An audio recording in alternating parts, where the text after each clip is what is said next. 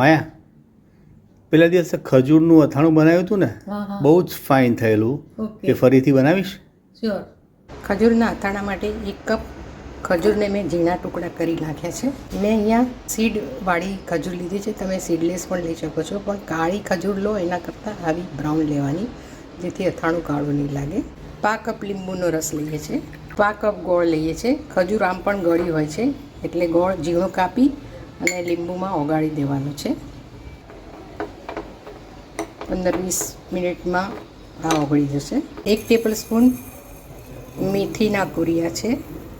રાઈના કુરા અડધી table spoon. વરિયાળી અને ધાણાના કુરિયા 1/2 ટીસ્પૂન મિક્સ કરી લીધા છે. 5 ચમચી અધકચરા મરી આ ખાસ ઉમેરવા, જેનાથી ટેસ્ટ પણ સરસ લાગશે. આપણે છુંદામાં પણ ઉમેરતા હોઈએ છીએ મરી, જેથી કરીને નડે પણ નહીં. તો આને ફક્ત 1 જ મિનિટ શેકી લેવાનું છે. ઓછું છે એટલે 1 મિનિટમાં શેકાઈ જાય છે. થોડીક હિંગ ઉમેરીએ છીએ 5 ચમચી. ઠંડુ થવા દઈએ છીએ. મિક્સરમાં એક જ વાર પલ્સ મોડમાં ફેરવી લેવાનું છે. ગોળ ઓગળી ગયો છે. ગોળ અને લીંબુનું પાણી ઉમેરી દઈએ છીએ. આ પણ લઈ લેવાનું છે. નેચરલ પ્રિઝર્વેટિવ છે.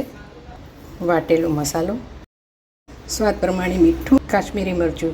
તીખું ખાવું હોય તો તમે તીખું મરચું પણ ઉમેરી શકો છો. આ બધી એક્સરસાઇઝ ન કરવી હોય તો આચાર મસાલા મારો વિડીયો જોઈ શકો છો ઘરે બનાવેલો, અથવા ન હોય તો તૈયાર મસાલો પણ તમે આમાં ઉમેરી શકો છો. જેની પાસે ન હોય એના માટે મેં આ બતાવ્યું છે. મિક્સ કરી લઈએ છીએ. બિલકુલ તેલ પણ નથી આવતું અને ખાવામાં એકદમ સુપર ટેસ્ટી લાગે છે.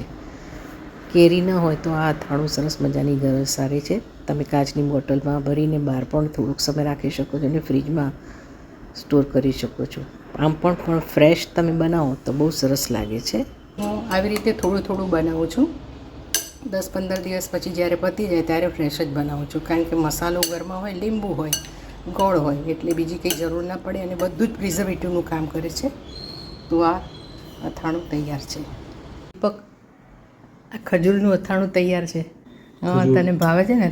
ઇન્સ્ટન્ટ મસ્ત લાગ્યું ને? કેવું પડે?